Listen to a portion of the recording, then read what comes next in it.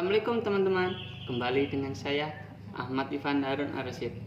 Di sini saya akan menjelaskan sedikit materi tentang konsep ketuhanan dalam Islam.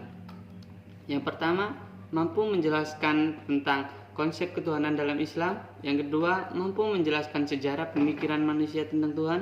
Yang ketiga, mampu menjelaskan tentang Tuhan menurut agama wahyu. Yang keempat, mampu mengungkapkan pembuktian adanya Tuhan melalui kajian ilmiah sehingga dapat memantapkan iman. Yang pertama, siapakah itu Tuhan? Kalau kita menengok ke belakang, mempelajari kepercayaan umat manusia, maka yang ditemukan adalah hampir semua umat manusia mempercayai adanya Tuhan yang mengatur alam raya ini.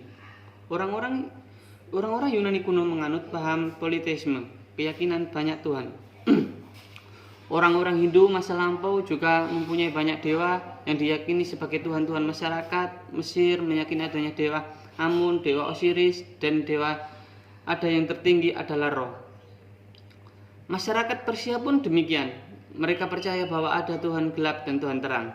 Pengaruh keyakinan tersebut merambah ke masyarakat Arab, walaupun jika mereka ditanya tentang penguasa dan pencipta langit dan bumi, mereka menjawab Allah.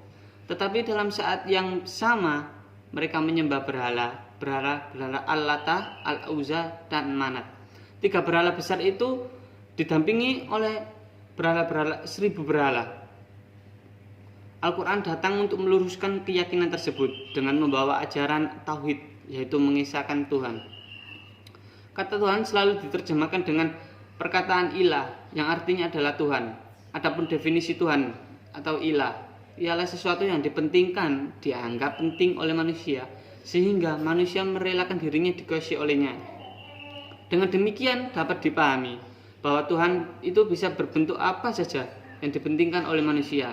Yang penting ialah manusia tidak mungkin ateis, tidak mungkin tidak bertuhan. Berdasarkan logika alur Al-Quran, setiap manusia pasti ada sesuatu yang dipertuhankannya. Dengan demikian, orang-orang komunis pasti hakikatnya bertuhan juga, adapun Tuhan mereka ialah ideologi atau angan-angan utopia mereka. Yang kedua, sejarah pemikiran manusia tentang Tuhan. Yang dimaksud konsep ketuhanan menurut pemikiran manusia adalah konsep yang didasarkan atau hasil pemikiran baik melalui pengalaman lahiriah maupun batinia, baik yang bersifat penelitian rasional maupun pengalaman batin. Proses perkembangan pemikiran tentang Tuhan menurut teori evolusionisme adalah sebagai berikut. Yang pertama, dinamisme.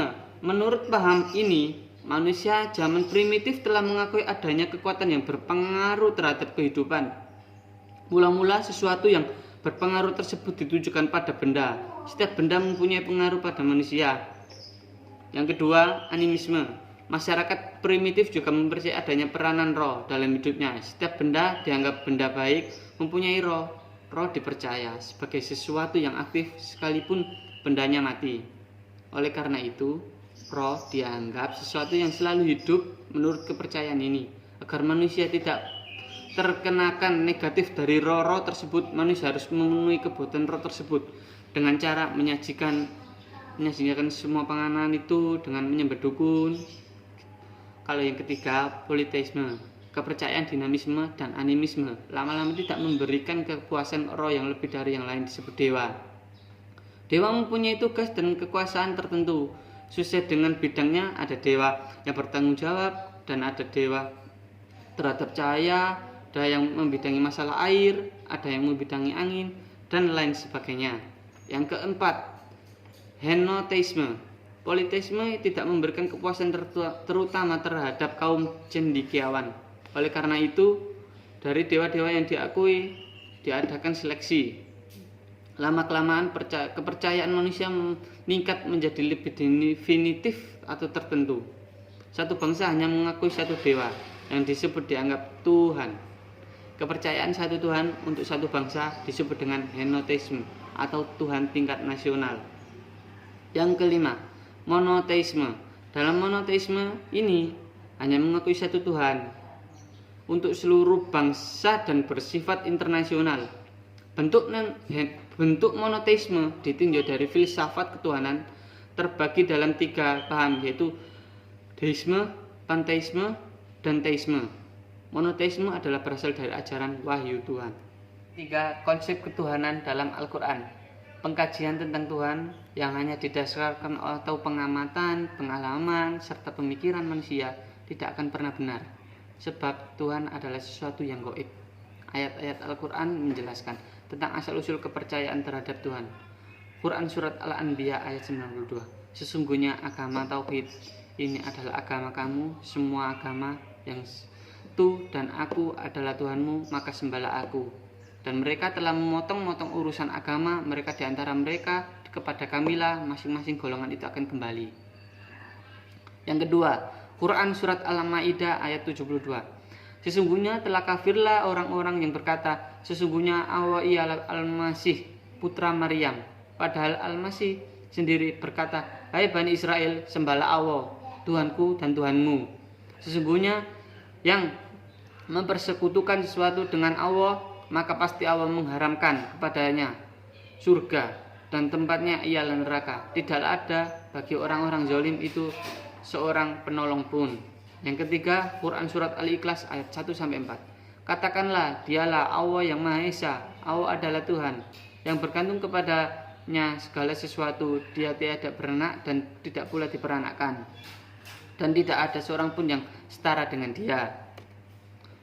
Dengan mengemukakan alasan-alasan di atas, maka menurut informasi Al-Quran, sebutan yang benar bagi Tuhan, yang benar-benar Tuhan adalah sebutan Allah.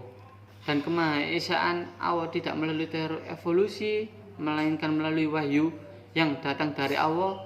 Keesaan Allah adalah mutlak. Yang keempat, pembuktian wujud Tuhan.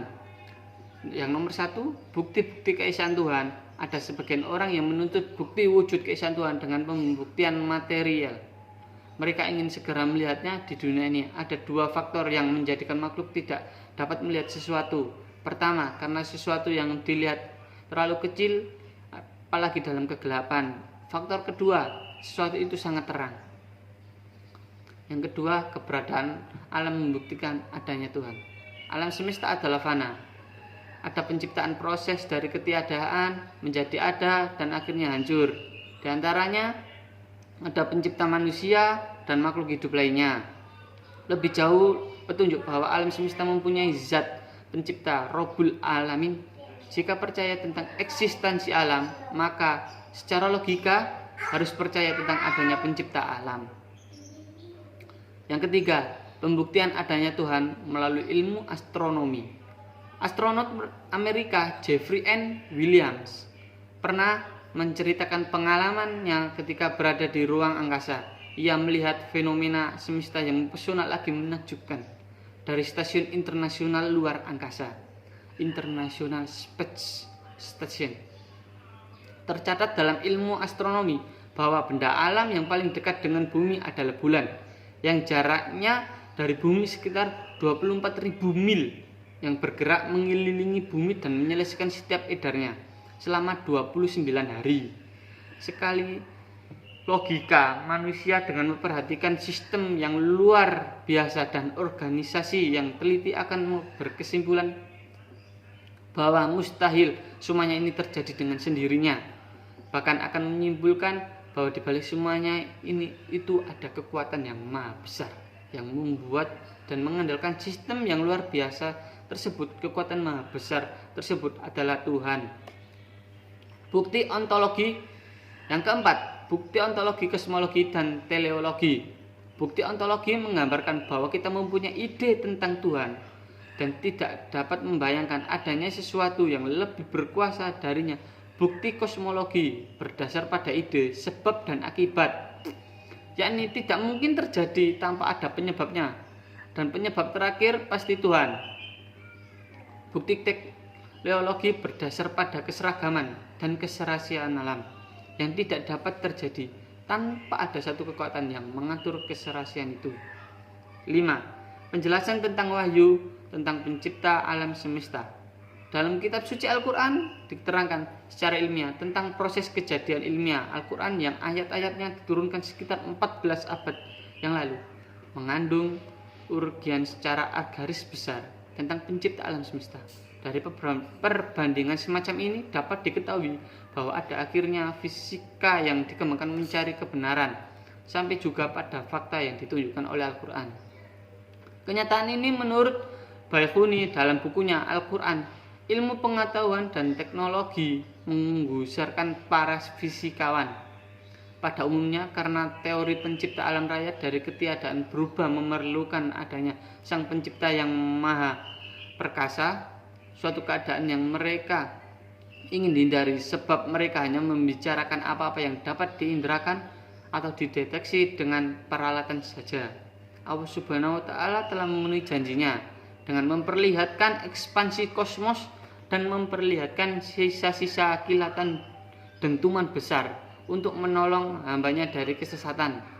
Sebenarnya fisikawan kosmos melihat 3 gejala, yakni ekspansi alam raya, radiasi gelombang mikro yang mereka pergunakan menelusuri kembali peristiwanya yang terjadi belasan miliar tahun yang lalu, dan distribusi elemen ringan.